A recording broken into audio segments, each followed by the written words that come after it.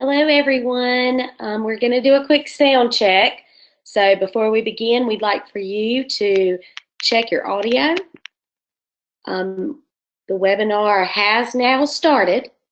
So if you cannot hear us, please type a comment into the question box.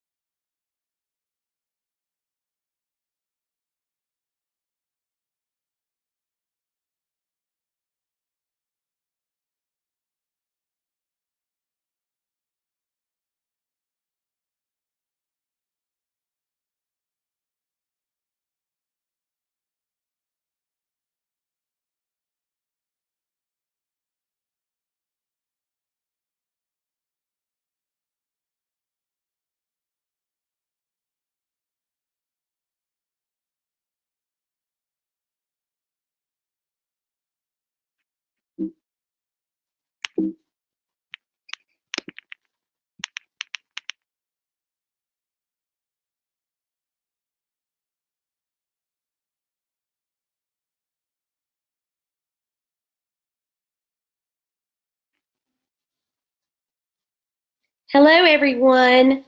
Today's webinar has been developed through a collaborative effort by members of the North Carolina Department of Public Instruction's Office of Early Learning.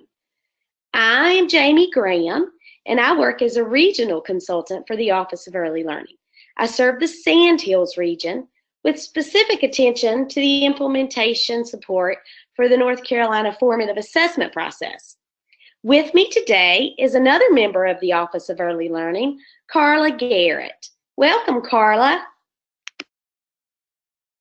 As Jamie said, I'm Carla Garrett, and I'm the statewide Title I preschool consultant, and I also lead North Carolina's pre-KK demonstration program. I love working with my colleague Jamie, and we are really happy you've chosen to join us today, and we are passionate about this topic and look forward to the next 30 minutes with you.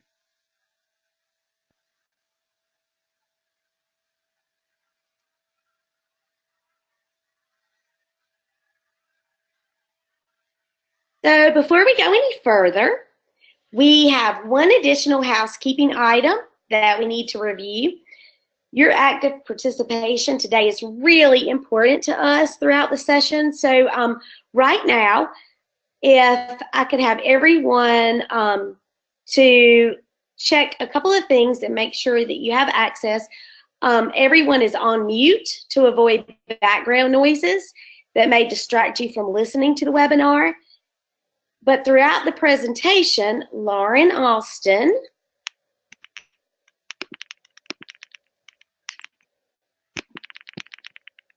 I'm going to put her picture up there.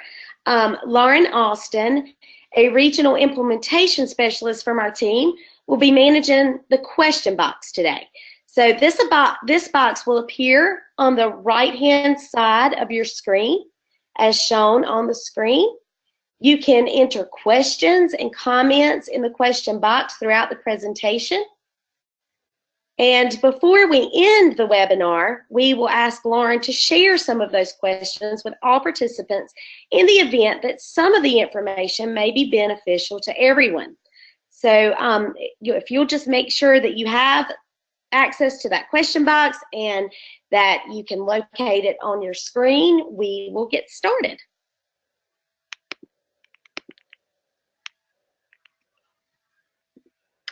So thank you, Jamie and Lauren, and thank you all again for being with us today and participating in the webinar. So let's just go through some of the goals that we would like to accomplish together during our time. So first of all, we would like to invite you to consider embracing the pre-K through grade 3 early learning continuum. We would like to help you understand the importance of developmentally appropriate experiences and personalized learning for students. We would also like to help you understand and explore multiple measures to guide student learning and development. And finally, to gain knowledge to build professional capacity across the learning community. We've got a lot to do in 30 minutes.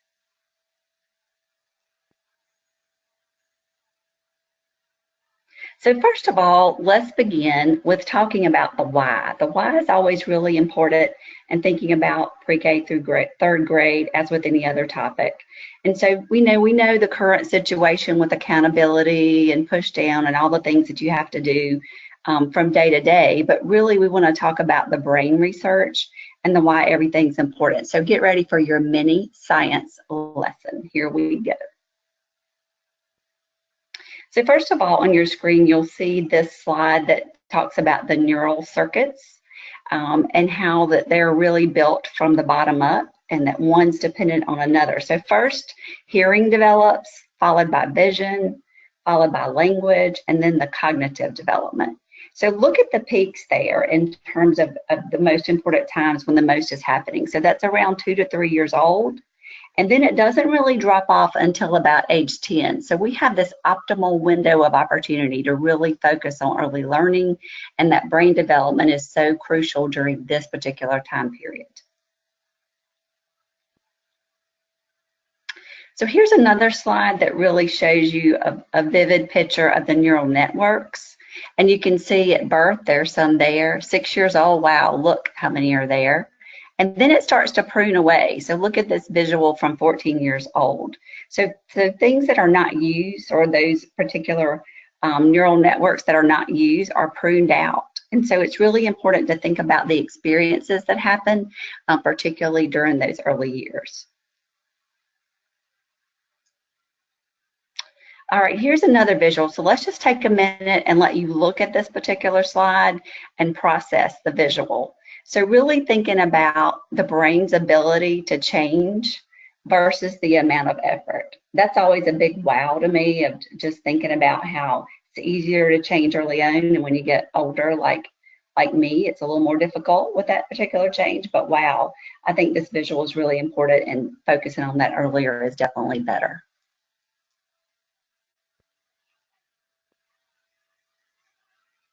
All right, so here's another slide. I think this is back from 1998, but I still think it's pretty important and crucial to this discussion, and really looking at the brain size of a newborn versus a 6-year-old, and that 90% of the brain growth occurs before kindergarten. So really thinking about early learning and programs and opportunities that we provide and how we help young children.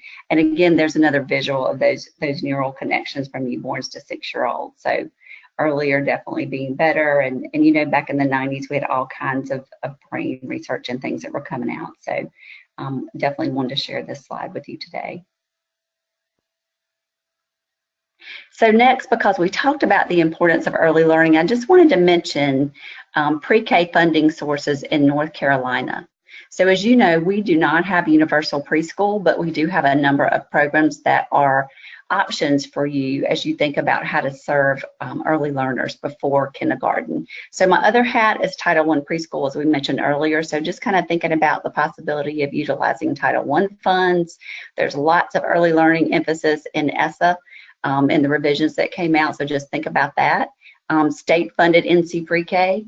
Also Head Start, our Head Start State Collaboration Director, Karen McKnight's in our office and fully supports that effort. Then there's Exceptional Children and thinking about children with IEPs and disabilities, also Developmental Day.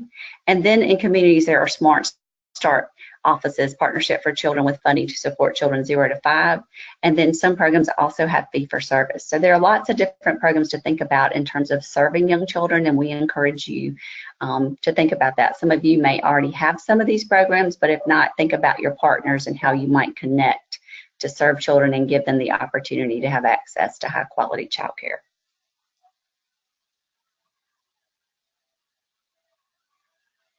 Thank you so much, Carla, for sharing that information. It is evident that developmental science has long identified the years from birth through age 8. And this is that pivotal time frame, folks. This is that age in which most children are developing and learning and growing so rapidly. And if you think about that third grade age range, that's, you know, a critical period during the educational pathways for our students as well.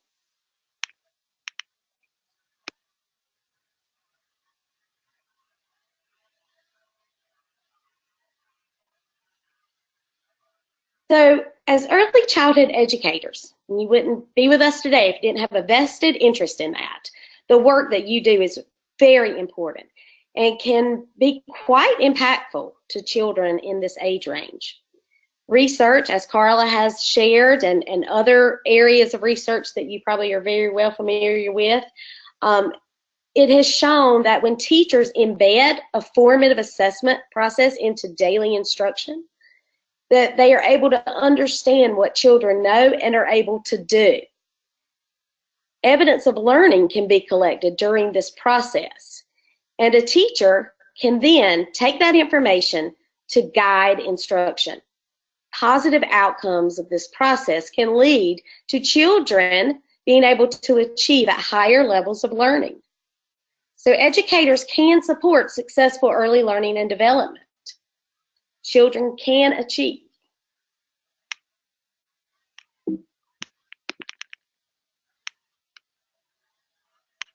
So what if we really used research to guide our practice in our schools? We know that this large body of research is out there, and as Carla mentioned, some information all the way back from the 90s, but there's just so much available that that can really help support our practices in our schools. And if this research has shown that collaborative approaches to learning can be effective, then we know that as a result of that, we can see achievement gains and the promotion of critical thinking on the part of our students. And we also can consider the opportunities with the collaborative nature of involvement of the students in a face-to-face learning context, that there can be of great value there in problem solving. So when we think about the supportive nature of the culture in which we support this idea of focusing and advocating for early learning practices, we know that a supportive and knowledgeable school leader is critical. Principals play a very important role in ensuring that teachers have a successful experience with building that developmentally appropriate and rigorous learning environment. Currently, our Office of Early Learning is collaborating with districts across the state who have joined in on a community of practice in an early adoption process that includes the implementation of the North Carolina K-3 formative assessment process. As you see on the screen, we have some principals that are intricately involved in this process, and this happens to be one of our partners, Miss Jamie Allen Green. She is an early adoption principal who leads early adoption for the Richmond County School District in North Carolina. And I just wanted to share with you a little bit today about what she's saying about the difference that the strong focus on intentional and purposeful early learning experiences has done for her school culture. Here's a quote from Ms. Green.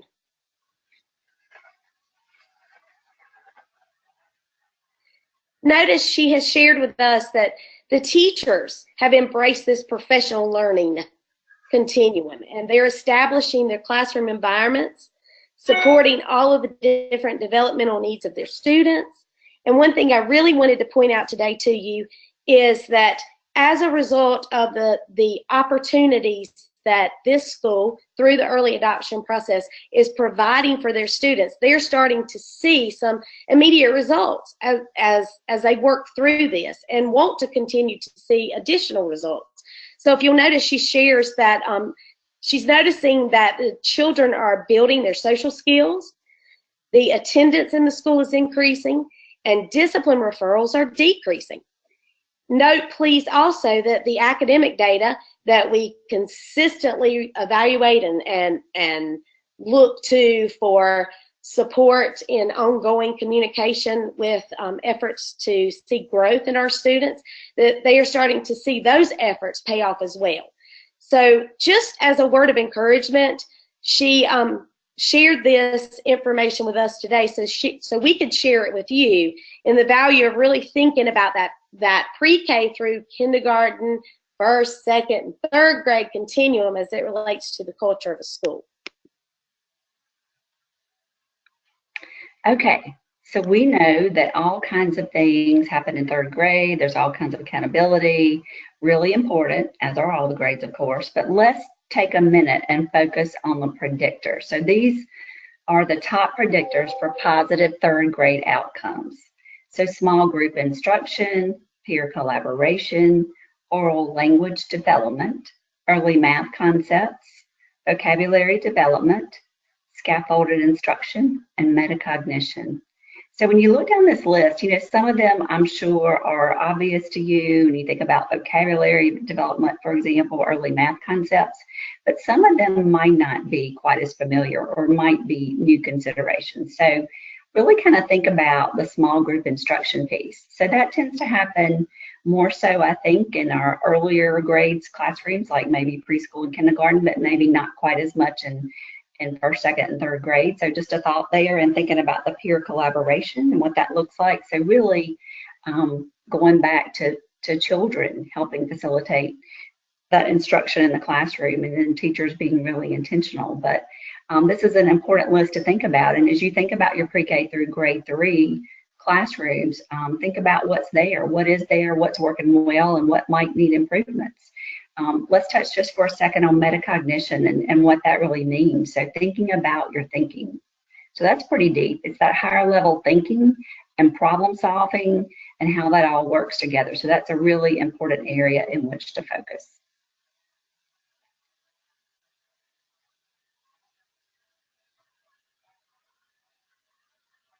Let's also take just a minute and talk about, is it rigor or developmentally appropriate practice? Or is it possible that rigor and developmentally appropriate practice could coexist? So rigor has really become a buzzword, I think, in our instructional practices. And developmentally appropriate practice has been around for a long time. I think there was a time period when it sort of got a bad rap, and most people were thinking about developmentally appropriate practices. They're just playing, for example. But when we really look at the definition of developmentally appropriate practice and what it means, and when we really think about rigor, I think we can come to a different conclusion. So thinking about, what is developmentally appropriate practice and meeting children in ways that meet them where they are and help them reach challenging and achievable goals, and also basing that on the learning standards and child development. So look at the list under developmentally appropriate practice and all those different domains there, and thinking about the cognitive, the motivational, cultural, social, emotional, health, and physical, and approaches to learning. So really thinking about the whole child. And when we think about academic rigor, that's one particular dimension, but that's included under developmentally appropriate practice. So that cognitive piece and the academics is part of developmentally appropriate practice. So the good news here is that you don't have to choose between rigor and developmentally appropriate practice. It's really both. So you can have that happen when you're focusing in on both the areas, which is fabulous.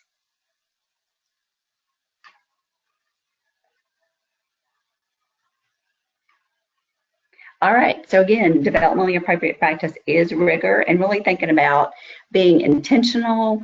As Jamie mentioned earlier, using formative assessment process to guide instruction gives you the ability to think about the whole child, all the areas of development. And then, as always, the relationships are important to make all of that happen.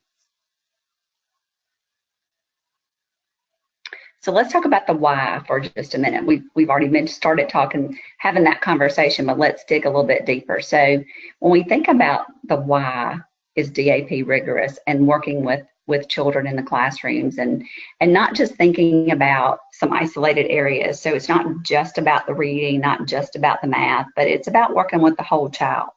It's about the high quality teacher-child interactions, which is really linked to positive child outcomes. And it's about connecting the dots between learning and the real world, like what's important to children and what can they identify with. So the teacher is the key to providing the intentional support. And they know how to do that from really thinking about that formative assessment process, and also from knowing the children in the classroom and forming relationships with them to figure out what it is that each individual child needs to succeed. So we have some examples now that we're going to show you, just some visuals that talks about this content piece and really looking at some examples. So on the left-hand side is an example more on the earlier side of things. It can be the preschool or kindergarten with the bug picture matching. And then on the right-hand side of the screen is an example more from a third grade level. So looking at those fractions and having children sit with ditto sheets and their pencils and working on these, and they can certainly gain some skills from doing this. And this is sometimes used in classrooms. And so just kind of think about what children learn from this type of instruction. And again, there are some things to learn in terms of being able to match the bugs and the fractions and the math concepts. And then we want you to consider on the next slide another possibility. So on the left, you see young children here, more preschool level. They have the bugs there with the manipulatives and the ability to do several things there. So think about what could happen in this picture versus the previous one that we showed you, which was the ditto sheet. And then on the right-hand side, there's another example more from a third grade level where they're working on fractions. And so, again, there was some similar content there, but there are different ways and examples for you to consider in terms of instruction. So thinking about, again, what you see and what could children learn from these type activities. So I think here, I wish we were having the ability to conversate with you all and to have some interaction. So this makes this part sort of hard, but just kind of think about on your own what could happen. For example, communication. So thinking about language skills and those interactions between the children and also from adults to children, and that collaborative piece that has to be there to make this happen. Also fine motor development, visual learners, kinesthetic learners. So I think it's more encompassing and allows for development in various areas of development as opposed to just a few. So the next slide, I'm really thinking about what if. So I wonder what would happen if, and we have this list here. So what if from preschool through third grade, students consistently had the opportunity to practice self-regulation, develop executive function, engage in a student-centered, personalized, and well-rounded learning, know that school was a place where they belonged and were valued, and finally, to know that teachers and peers were interested in what they said, what they knew, and what they felt. So let's go back to self-regulation. That is really important in thinking about what that means. So that has to do with children's ability to gain control of bodily functions, to manage powerful emotions, to maintain focus and attention, which is connected to impulse control. So thinking about, some examples in the classroom and thinking about daily schedules. So children having the opportunity to go, for example, to the bathroom when he or she has to go, or having the ability to have snack available at different times during the day and letting them make decisions about when those particular things are needed. And this is really, when we focus on self-regulation, it's more difficult for children from lower socioeconomic backgrounds. It's really important to help children with this. Early childhood is one of those really critical periods where this is true, and thinking about that. For executive function, this is about problem solving and reasoning. So brain-based cognitive skills that facilitate the critical thinking, which is related to the decision making. So this is sometimes a hard concept to get. So think about it in terms of an air traffic controller. There are all kinds of things going on out there if you're an air traffic controller. You have to be mindful of all the things that are going on. So thinking about that and then using your skills and your knowledge to be able to think and to problem solve.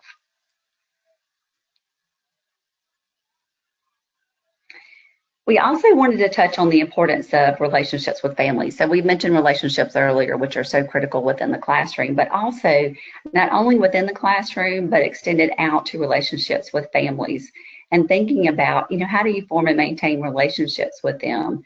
And the quote here from the North Carolina Guide for the Early Years, which is an awesome resource and is available on our website, says, one of the best places to learn more about the children in our classrooms is from their families. Trying to develop a relationship with a child without getting to know the family is like seeing only half the picture. So now just a few examples, and I'm sure you know many of these, but just kind of thinking about activities and strategies to help families become engaged and to really partner with them. So I think first and foremost, it's again about forming that relationship and getting to know families. You can do that in a variety of different ways. I think home visits are very successful in terms of getting to know families and getting on their level and having conversations and finding out what's really important to them. Also school conferences, which I'm thinking most of you probably do. Also sharing information with families through things like newsletters and also maybe daily notes home or weekly notes home, whatever it might be in your particular classroom or school. But thinking about that communication as two-way communication. So not just that you are sending information home, but that families have the ability to send information to you. And sometimes it's not a written note, it could be a text, it could be an email, all different kind of ways to communicate with families and encourage them to communicate with you. Because again, they know their children better and getting them to share information. Also sharing resources with families and letting them be aware of what's available in the community, and then all kinds of school events, which I'm sure you are aware of. So it's not just the forming of the relationships, but maintaining throughout the school year.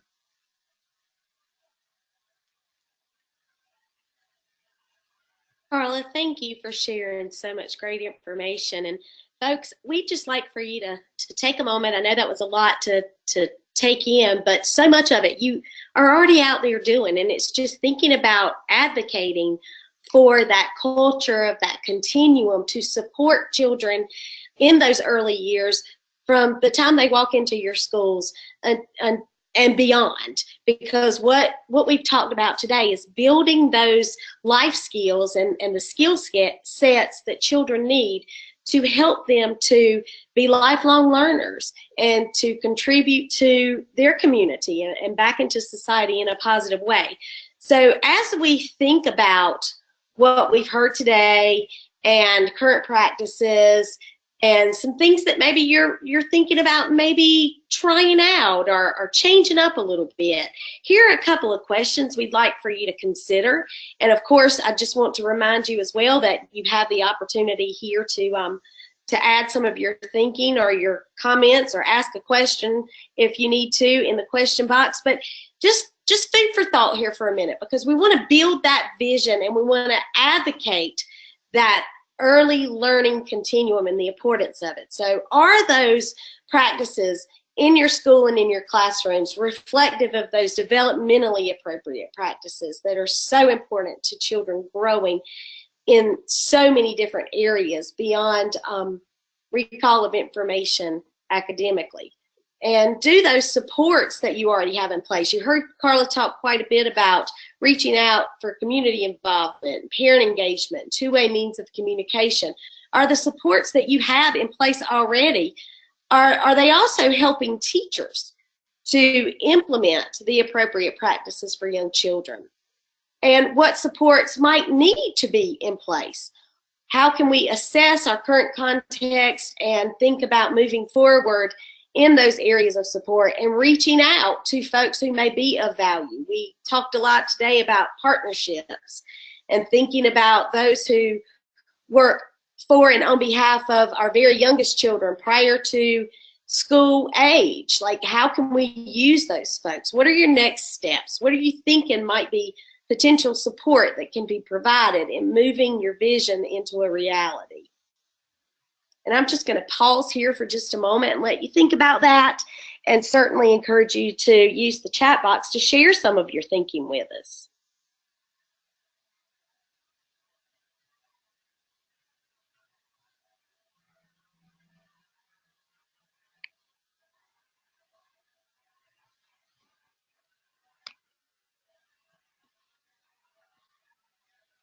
One area of support that we hope that we're able to provide for you all as you think and move forward after today's time with us is a resource that we have available to you through our North Carolina K-3 Formative Assessment Process Wiki. And we will certainly provide that address for you in the resource box. And also we'll give you some information about how to access that after today in another venue. But just wanted to show you kind of what that looks like and let you know, for those administrators that are out there with us today that have taken time out of their busy schedules to think about the early learning continuum, there's also a resource link dedicated just for administrators in the wiki, so you can access that from the homepage and see those resources that are available to help support you as you grow professionally as well, and support you in thinking about moving the culture of your building and supporting teachers as they work to move the culture of their classrooms. One resource I did want to mention specifically is the resource manual that you can find by clicking the administrators link in the wiki to support administrators and principals that are supervising and evaluating teachers of young children. This resource is available to you, and we encourage you to use it as you see fit to help support your teachers. But you can download this resource by accessing the resource in the wiki, and you have it available to you. You can do the full resource, or you can select certain pages that may be necessary for your current processes that you're using in your schools. I wanted to point out as well that in section 5 of that resource, you'll find explicitly defined samples of observable early learning practices to look for and ask about when supporting teachers of young children in meeting the North Carolina Professional Teaching Standards and Evaluation rubric. And teachers, those of you that are with us today, I encourage you to not think about this as just an administrator's guide, but also encourage you to access this resource so that your school culture can be one of professional learning that's collaborative in nature. If you equip yourself with information relevant to support structures that are available for administrators, it gives you the opportunity to also reach those goals in your own classroom, so you can shine and have those conversations with your administrators about the potential support processes that you need to increase that opportunity for students in your classroom as well. So Carla, I'm going to turn to you to talk a little bit about the demonstration program, because this is very exciting to me. Awesome. Okay, so I know it's like 1:31. We're about to wrap up. But if you all are interested in learning more about the content of today's webinar and really thinking about evidence-based practices in preschool and kindergarten classrooms, know that you could go visit a North Carolina demo class to see best practice in action. So not just to hear about it, as you've heard us today, but to go see it and to talk with teachers and administrators and to have some reflection time and ability to ask some questions and work from that. So we would love to have you visit. You can go to our Office of Early Learning website, and there's a link to the demo program. And also we have a map here on our next slide, which shows you where the current demo classrooms are located. So the purple dots are the kindergarten classrooms and the yellow dots are the preschool classrooms. Please know that in unserved State Board of Education regions, we have an application open period right now that actually closes tomorrow. We've received a number of applications. We're really happy about that. Maybe some of you all have preschool or kindergarten teachers who have applied. So we'll be going through those after tomorrow to make selections for preschool and kindergarten demonstration program teachers in those unserved regions. So please come out and visit us. We would love to have you. Thanks, Carla. It's really exciting to think about those opportunities to collaborate with other teachers who are out in the field working hard to support young children. At this time, and I know we are right there at 3 minutes over, and we do apologize and we want to be mindful of your time, but I just want to real quickly turn to Lauren Austin, who's been working so diligently to manage the box, and we hope today's been beneficial to you. So before we close, I'd like to turn the opportunity to Lauren to share anything that stood out as a question or a comment from our participants today that maybe we could leave with us food for thought as we close. Yes, thank you, Jamie.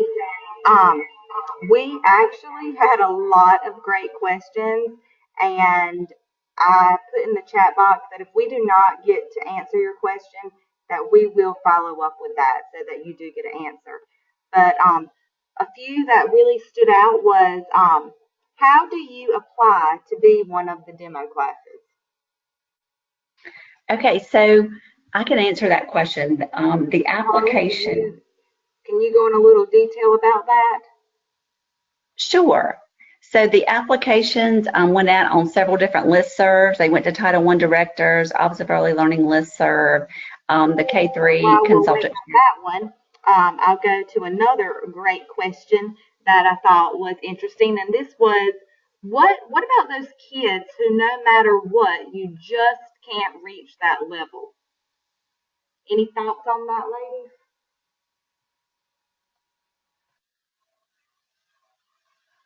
Okay, I am going to ask that you break that up in two parts. So read that first part for me, Lauren. What about the kids who no matter what you do, you just can't reach that next level with them? Any thoughts on that? So one of the great values of the work that the Office of Early Learning has been doing to support teachers with that very thing is thinking about supporting children at the skill set that they work so carefully from to help grow them is very much from the viewpoint of strength-based support. So we really want to encourage folks to think about what skill sets do children have to help them to think about empowering themselves to try a little something new on. And the value of it is when you build a culture in your classroom that is risk-free and supportive of children being able to communicate their needs, then it becomes more of a opportunity for descriptive feedback to help move that child to that next place. One of the resources that I just encourage all of you to take a look at is many folks have become quite familiar with the kindergarten entry assessment construct progressions that are used by kindergarten teachers for the first 60 days of school to support children in 5 domains of learning.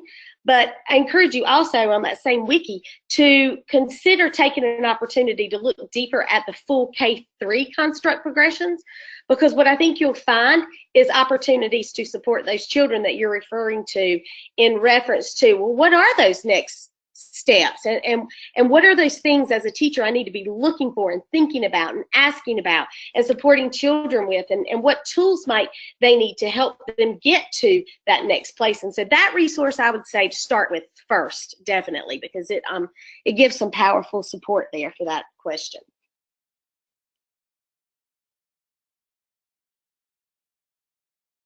Thank you, Jamie. And then I think we might have time for one more.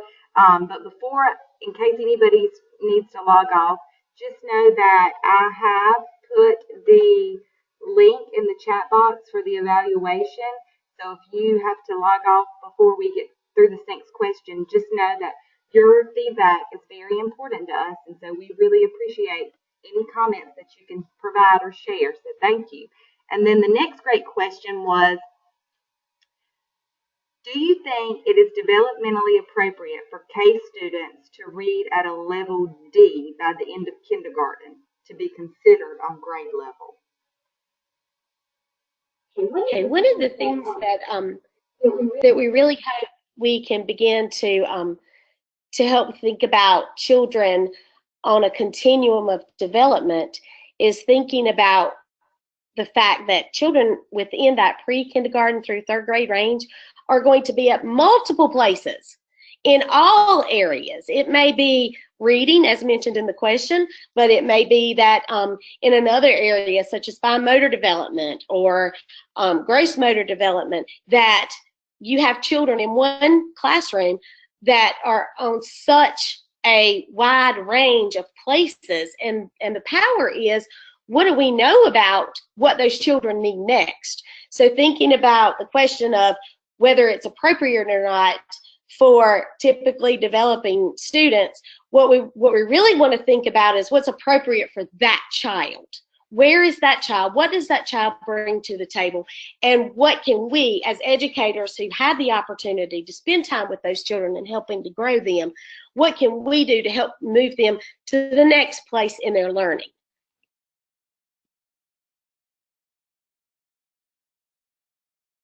Okay, do y'all want to do one more? I was just going to check real quick and see if Carla was able to post real quickly, maybe even a link to the information of that first question just before we leave about the demo Sure. teachers. Carla, are you available just to share quickly and address that Yeah. one question? Can you hear me? Yes. Okay, Good. awesome. So yes, for the demo teacher leader application, please visit our website at www.ncpublicsschools.org/earlylearning/demo. And there is information about the program and the announcement, and you can click on additional information as well as the demo teacher leader application, which again is due tomorrow, which is Friday, February 16th. Thanks, Thank Carla. you. I knew you were having some trouble with your microphone there when that question was asked. I appreciate you revisiting that. Absolutely. Lauren, want to do one more? That's totally up to you. Well, if folks need to hop off, certainly they're welcome to. But if you want to shoot one more out at us, we'll try to support maybe that person's still out there or someone else can benefit from it. Okay, this one, how do we leverage the pressure for proficiency with developmentally appropriate practices? So the power of Carla's slides today, and Carla, certainly pipe in, but the power of what was described in today's webinar was that rigor and developmentally appropriate practices can coexist. Lots of times when we talk about developmentally appropriate practices, we get some feedback in terms of, you know, new age in education, more accountability, shifts in expectations for children, and some of your other questions were related to some of that as well today. And I just would like to say that when teachers thoughtfully and carefully and intentionally plan instruction that supports the whole child, then what happens as a result of that is you begin to unfold and uncover information about children that allows for that teacher to be a careful observer in noting some of those areas of support that are necessary beyond the mark of proficiency on an academic continuum. So we encourage you to think about those practices of development in a relationship to standards-based instruction, not separate from, but that they can coexist and that they can interact with one another in a very positive way for the benefit of the child. Just as the pictures that were shared today with those third grade students who were focusing on developing the skill set of understanding fractions, there were so many other opportunities for language development and support for them in so many ways to encourage them to be able to even interact with one another or with the teacher to help identify and really think about what those next steps might be or some challenges and areas of support the child may be in need of. Teachers can prompt at the point of difficulty there when everyone is working at their own pace to address not only the academic content, but also the needs that they may have to be able to interact with the teacher and ask those questions. So please look at it as a working relationship, so that when we plan thoughtfully and we think about how we engage children in those high stakes, accountable, rigorous education opportunities, that we think about what ways are we going to go about doing so that can keep them engaged and that can also give the teacher the power of knowing more about that whole child. Paula, do you want to add anything to that? As you were talking, I think you covered it really well. I would add, I think the words striking the balance are really important as we think about teachers in the classroom and trying to meet all the requirements, and then thinking about the evidence-based practice and what is appropriate for young children, and thinking about their development and the whole child. So I think striking the balance is a really important piece of that.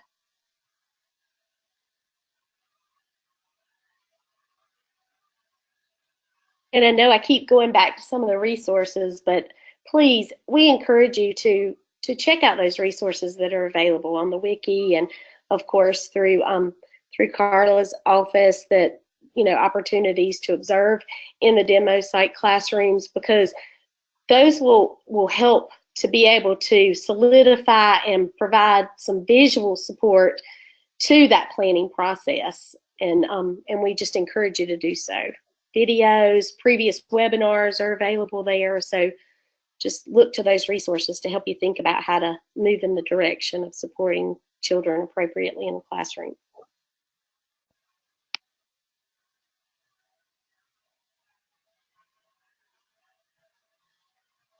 We are somewhat over, and for those who needed to go, we hope that they were able to hop off. This webinar will be recorded and provided to the public on the wiki for later viewing, or if you have the opportunity to share some of this information with others who were not able to attend with us today, certainly you are encouraged to do so.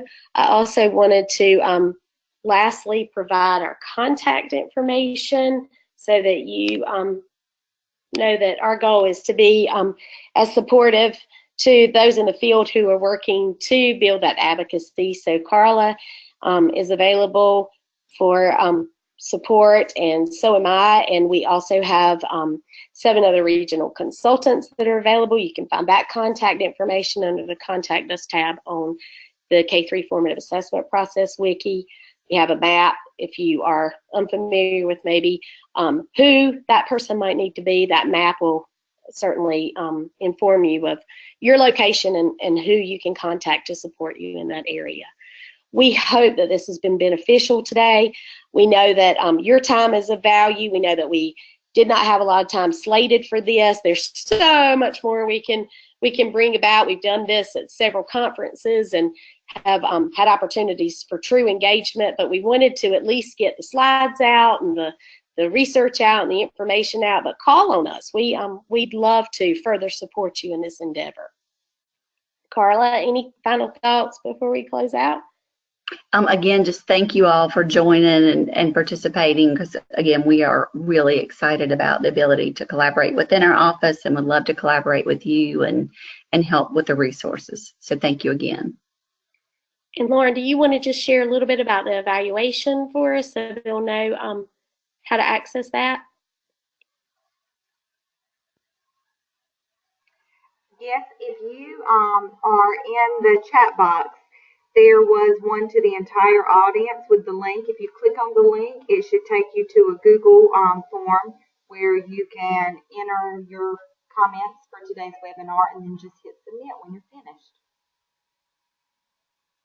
Thank you all. Thank you, Carla. Thank you, Lauren. You guys were great support today, and we hope it was beneficial to those of you who were able to join with us. Take care. All right. Thank you, everybody. Goodbye.